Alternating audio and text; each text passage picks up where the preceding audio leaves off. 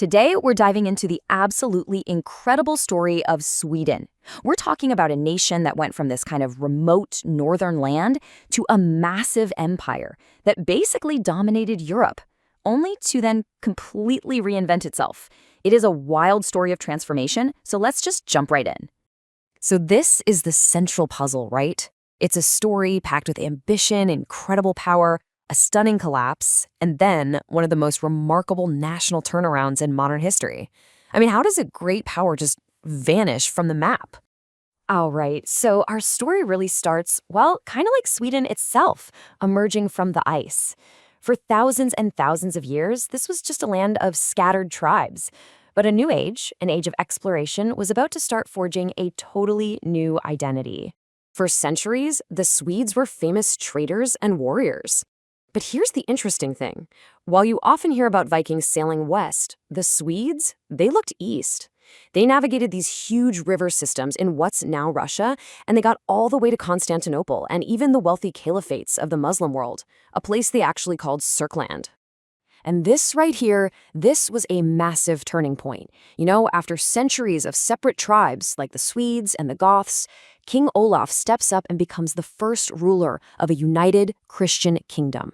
The foundation for a single Swedish state was finally in place. But you know, this new kingdom, it wouldn't stay independent for very long.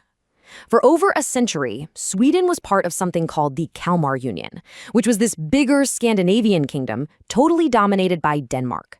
And that union was about to be shattered by one of the most infamous events in all of Nordic history. The Danish king, Christian II, was trying to just crush any Swedish opposition. So he orchestrated this mass execution right in the heart of Stockholm. And this act of brutality, it wasn't just a massacre. Oh no, it was the spark that was about to light the fire of a full-blown rebellion. And every rebellion needs a leader. For this one, it was a young nobleman named Gustav Vasa. After his own father was executed, he managed to escape the bloodbath and rallied the whole country.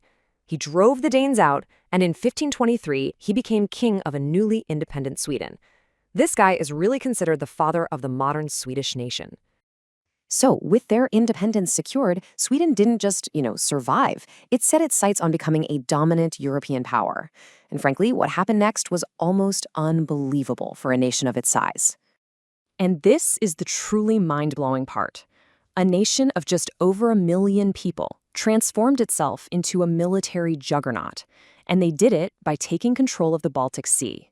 Now, this wasn't just about grabbing land. It was about controlling the economic lifeline of Northern Europe, the super important trade in grain, timber, and iron that every other major power desperately needed. The architect of this massive empire was King Gustavus Adolphus, an absolute military genius. Under his leadership, Sweden expanded like crazy.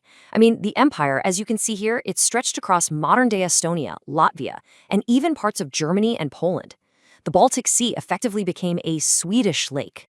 But you know how it goes. Empires built that quickly can fall just as fast.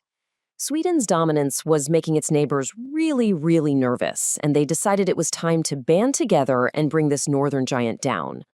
So, in 1700, this huge coalition launches a coordinated attack. They looked at Sweden's young new king, Charles XII, and thought he'd be an easy target. Well, they were wrong about the king, but they were right about the opportunity.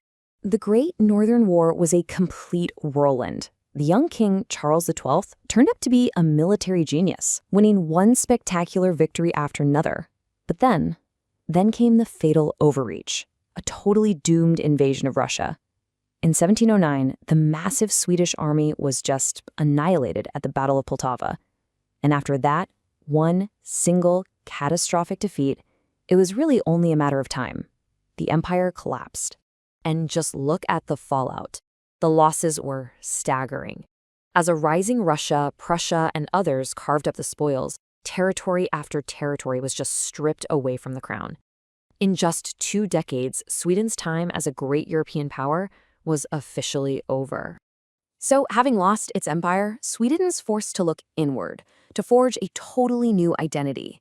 And this is the great reinvention. It's this pivot from a nation of war to a nation of peace and incredible social innovation. After its very last war, way back in 1814, Sweden just embraced a completely new path. For over 200 years, it was defined not by military conquest, but by peace, by neutrality, and by pioneering the creation of a world-famous welfare state. This new national project was called Folkhemmet, which translates to the people's home. See, with the dream of empire totally gone, a new one had to take its place. The goal was no longer to conquer foreign lands, but to perfect the one they had, to build this innovative society that took care of its own, based on equality and shared prosperity. And this whole reinvention was held up by a really strict policy of neutrality.